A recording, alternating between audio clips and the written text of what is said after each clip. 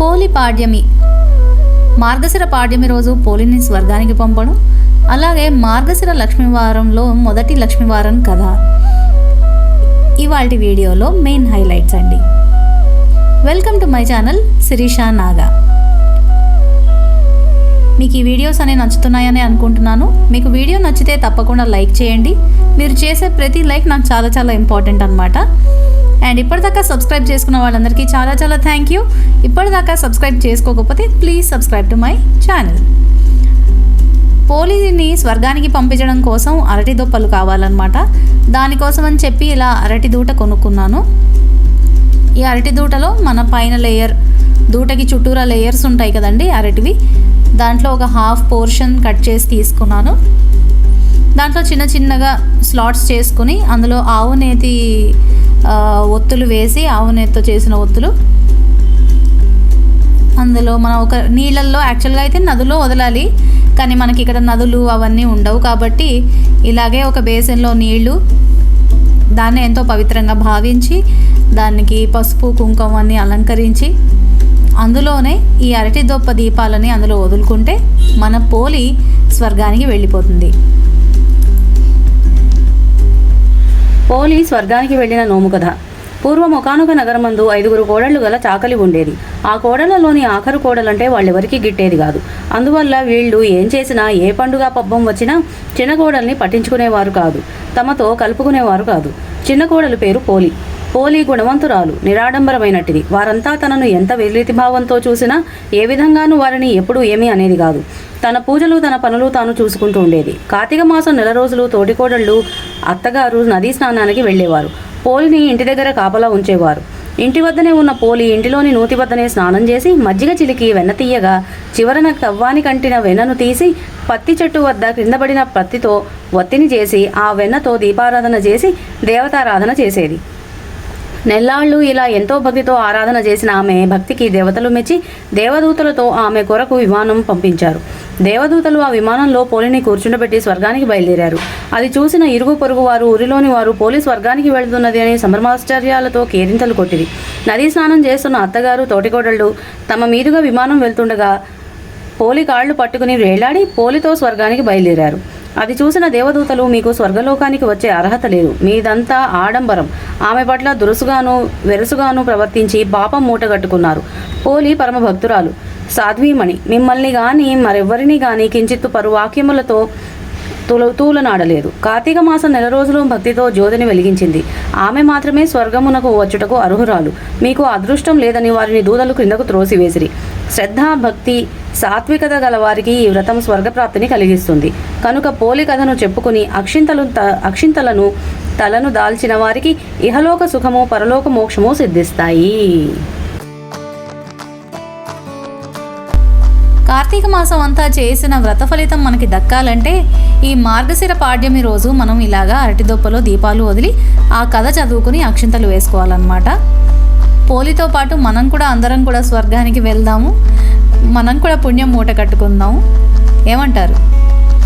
ఆ రోజు రాత్రి నేను మిగతా వీడియో యాడ్ చేయట్లేదు, లెందీ అయిపోతుందని. ఆ రోజు రాత్రి నేను ఇలాగా ఇడ్లీకి, దోశకి నానబెట్టుకున్నాను అనమాట. రెడ్ రైస్, వైట్ రైస్, అలాగే కొద్దిగా అటుకులు, మినప్పప్పు వేసి దోశకి, అలాగే సామలు, మినప్పప్పు, కొద్దిగా ఇడ్లీ రవ్వ ఉండిపోయింది యాక్చువల్గా. సో అది ఇది కలిపి బ్యాలెన్స్ చేద్దామని చెప్పి హాఫ్ సామలు, హాఫ్ ఇడ్లీ రవ్వ కలిపి ఇడ్లీ కోసం నానబెట్టుకున్నాను రాత్రి. అండ్ నెక్స్ట్ డే మార్నింగే మనకి ఇలాగా మధ్యలో ఒక రోజు నేను ఇంకా వ్లాగ్ ఏమి యాడ్ చేయట్లేదు, ఎందుకంటే 2 కథలు బ్యాక్ టు బ్యాక్ పెడుతున్నాను కాబట్టి. ఇది ఇవాళ అంటే మార్గశిర లక్ష్మీవారం రోజు పొద్దున లక్ష్మీదేవికి ఇష్టం కదా అని చెప్పి ఈ ముగ్గు అయితే వేశాను. మనకి శ్రావణ శుక్రవారానికి ఎంత ఇంపార్టెన్స్ అయితే ఉంటుందో మార్గశిరంలో లక్ష్మీవారం అంటే థర్స్డే రోజు కూడా అంతే ఇంపార్టెన్స్ ఉంటుందన్నమాట. లక్ష్మీదేవికి చాలా ఇష్టమైన మాసం కాబట్టి ఇది మనం అందరం తప్పకుండా చేసుకుందాం. ఫస్ట్ అయితే కథ వినండి. శ్రీ మార్గశిర లక్ష్మీవారపు నోము కథ. ఒక పల్లెలో ఒక బ్రాహ్మణ బాలిక ఉండెను. ఆమె మట్టితో లక్ష్మీదేవి బొమ్మను చేసి ఆడుకొనుచుండెడిది. సవతి తల్లి తన బిడ్డను ఎత్తుకొనుటకు ఆ బాలికకు ఒక బెల్లపు ముక్క పెట్టెడిది. ఆ బెల్లపు ముక్క ఆమె బొమ్మకు నైవేద్యం పెట్టి ఆడించుచుండెడిది. కొంతకాలమునకు ఆమెకు యుక్త వయసు రాగా పెండ్లి అయ్యాను. ఆమె అత్తవారింటికి వెళ్ళుచు తన బొమ్మను తీసుకొని పోయాను. ఆమెతో మహాలక్ష్మియు వెడలిపోయాను. అందుచే ఆమె అత్తవారి ఇంట ఆమెకు సకల సంపదలు కలిగాను. పుట్టింట గర్భదరిద్రము దాపురించెను. ఆ సంగతి ఆమె తెలుసుకొని తన తమ్ముని రప్పించి ఒక చేతికర్రను దొలిపించి అందు వరహాలు పోసి దానిని అతనికి ఇచ్చెను. అతడు దానిని తీసుకుని వెళుచు దారిలో ఒక చెట్టునకు చేరవేసి కాలకృత్యములు తీర్చుకొని చుండెను. అంతలో ద్రోవనబోవు వారు ఆ కర్రను తీసుకొని పోయిరి. అతడు వచ్చి కర్రను వెతుకగా అది దొరకలేదు.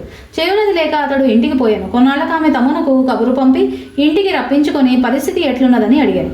అతడు ఇంటి పరిస్థితి ఎప్పటి ఎట్లే దరిద్రపూరితమైనదని తెలిపాను.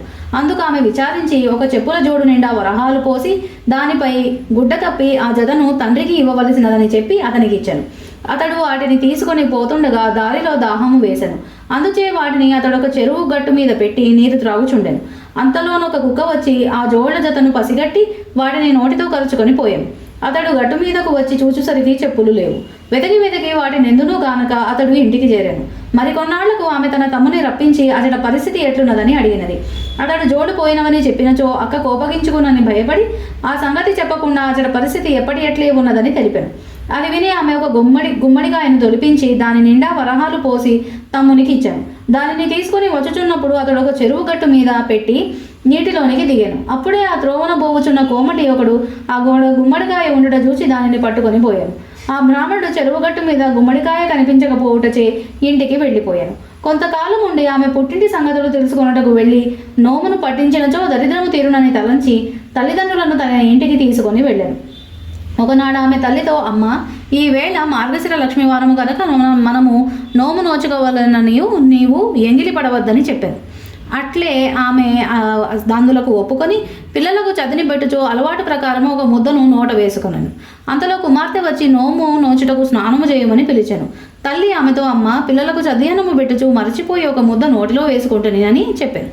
అది విని ఆమె వారికి భాగ్యము కలుగుట కష్టమనుకొని తాను మాత్రం నోమును నోచుకొనెను. అంతలో 2వ లక్ష్మీవారం వచ్చెను. అప్పుడు ఆమె తల్లికి నోట్లో ఏమీ వేసుకొనకుండా నోము నోచుకొనవలెనని చెప్పాను. ఆమె అందులకు ఒప్పుకొని పిల్లలకు తలంటి నీళ్లు పోయొచ్చు నూనె గిన్నెలో మిగిలిపోయిన నూనెను తలకు రాసుకొనెను. కుమార్తె వచ్చి తల్లిని నోము నోచుకొనుటకు స్నానం చేయవలసినదని కోరెను.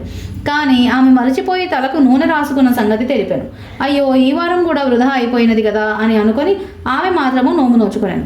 తరువాత 3వ లక్ష్మీవారం రాగా ఆమె తల్లితో, అమ్మ, ఈ వారమైనా జాగ్రత్తగా నుండి నోము నోచుకోమని గట్టిగా చెప్పాను. ఆమె అటులనే చేయుదునని చెప్పి పిల్లలకు తలదువ్వుచూ తాను కూడా తలదువ్వుకొనెను. అంతలో కుమార్తె వచ్చి తల్లిని స్నానమునకు రమ్మనమని పిలిచాను. తల్లి మరచిపోయి తలదూకున్న సంగతి తెలిపారు. అది విని దరిద్రులను బాగు చేయుటకు మానవులకు సాధ్యము కాదని అనుకొని తానే నోమును నోచుకొనెను. కొద్ది రోజులలో 4వ లక్ష్మీవారం వచ్చెను. ఆ వారమైన తల్లి చేత నోమును నోపించవలెనని పట్టుదలతో ఆమె తల్లిని ఒక గోదిలో కూర్చుండబెట్టి పైన బల్లమూత వేసి తాను తన పనులను చేసుకొనుచుండెను. ఇంతలో పిల్లలు అక్కడున్న అరటి పండ్లు తిని వాటిపై తొక్కలను బల్లసందు నుండి గోతిలో పడవేసిరి. అందులో ఉన్న తల్లి దురదృష్టవంతురాలు ఒకటి ఆ తొక్కలను తినెను. అంతలో కుమార్తె వచ్చి మీదనున్న బల్ల తీసి తల్లిని స్నానమునకు రమ్మనమని పిలిచాను.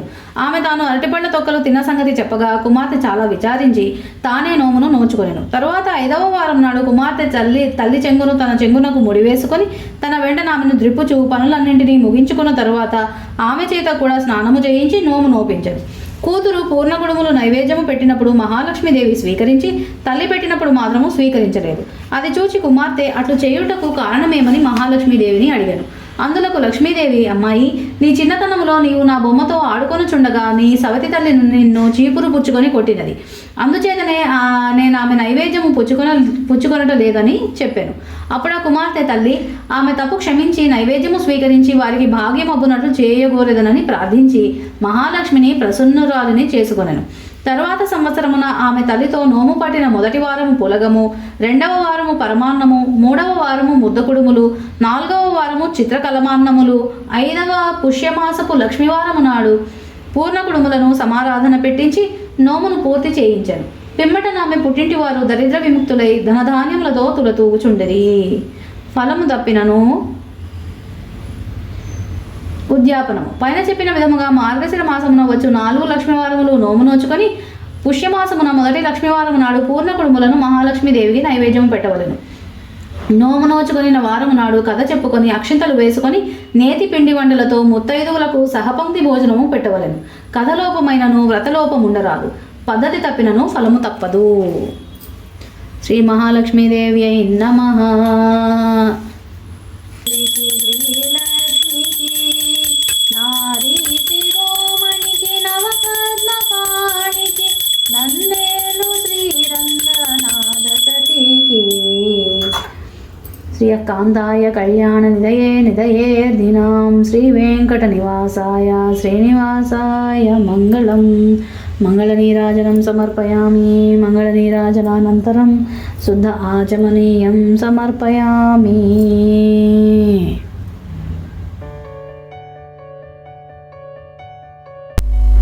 అమ్మవారికి అలాగా చామంతి పూలతోటి 108 పూలు పూజ చేసుకుని పులగం అవి నైవేద్యం పెట్టుకుని మొత్తానికి మొదటి లక్ష్మీ వారాన్ని అయితే గట్టెక్కించాను. ఇప్పుడు ఈ గట్టు మీద వెట్ గ్రైండర్ వేసుకుంటున్నాను. వంట అంతా అయిపోయిందనమాట. వంట అయిపోయిన తర్వాత, ఎందుకంటే ప్రణవ్కి బాక్సులు అవి ఇచ్చేయాలి కాబట్టి వంట అయిపోయిన తర్వాతే నేను వెట్ గ్రైండర్ మొదలెట్టాను. ఫస్ట్ ఇడ్లీకి పోసేసాను. సాములు ఏవైతే ఉన్నాయో బాగా కడిగి పెట్టుకుంటాను రాత్రే నానబెట్టినప్పుడు. అందుకని ఆ నీళ్ళు ఏవైతే ఉన్నాయో ఇంకా పారబోయకుండా వాటితోటే పిండి రుబ్బేస్తాను అనమాట. దోశకు కానీ ఇడ్లీ కానీ ఎంతసేపు ఎన్ని పడితే అన్నీ. మనకు చాలా నీళ్ళే పడతాయి కదండి వెట్ గ్రైండర్లో. అదైతే పోసి పెట్టేశాను. ఇంకా తర్వాత లంచ్ కోసం అని చెప్పి చపాతీ చేశాను అనమాట. ఎందుకో అన్నం తినాలనిపించలేదు, చల్లగా ఉంటుంది కదా బయట, అందుకని అన్నం తినాలనిపించట్లేదు. సరే అని కొద్దిగా చపాతీ చేద్దాం అనుకున్నాను. అయితే పిండి కొంచెం గట్టిపడింది, అందుకని మధ్యలో కూడా ఆయిల్ వేసి ఇలాగా ఫోల్డ్స్ వేస్తున్నాను అనమాట. లేకపోతే యాక్చువల్గా మధ్యలో వేయను, ఊరికే కాల్చేటప్పుడు కూడా ఎప్పుడైనా వేస్తాను, అది కూడా రెగ్యులర్గా వేయను అనమాట ఆయిల్. అండ్ మట్టి పెనం మీద కాలుస్తాను కాబట్టి ఇవాళ కాల్చేటప్పుడు అయితే నూనె అయితే వేసాను. ఫస్ట్ అయితే అన్ని ఇలా ఫోల్డ్స్ వేసి పెట్టుకొని ఆ తర్వాత అన్నీ ఒక్కొక్కటి పెనం వేడెక్కే లోపు అన్నీ మిగతావన్నీ స్ప్రెడ్ చేశాను అనమాట.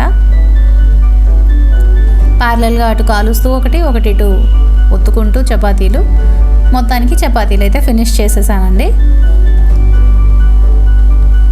ధనుర్మాసం వచ్చేస్తోంది, ముగ్గులు మనం బాగా వేసుకోవాలి. ముందు రోజు సాయంత్రమే పెడదాం అనుకుంటున్నానండి. యాక్చువల్గా 30 డేస్కి 30 ఒకటే వీడియోలో పెడదాం అనుకున్నాను, కానీ టూ మచ్ లెందీ అయిపోతుంది, నాకు కూడా ఎఫర్ట్స్ ఎక్కువ అయిపోతాయి.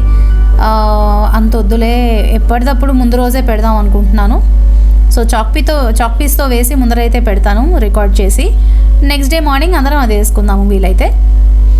అందుకని మీకు వీడియోస్ నచ్చుతుంటే లైక్ చేయడం మాత్రం మర్చిపోకండి. అండ్ ఇప్పటిదాకా ఎంకరేజ్ చేసి మీ టైం అంతా నా కోసం స్పేర్ చేసి వీడియో చూస్తున్నందుకు థ్యాంక్ యూ.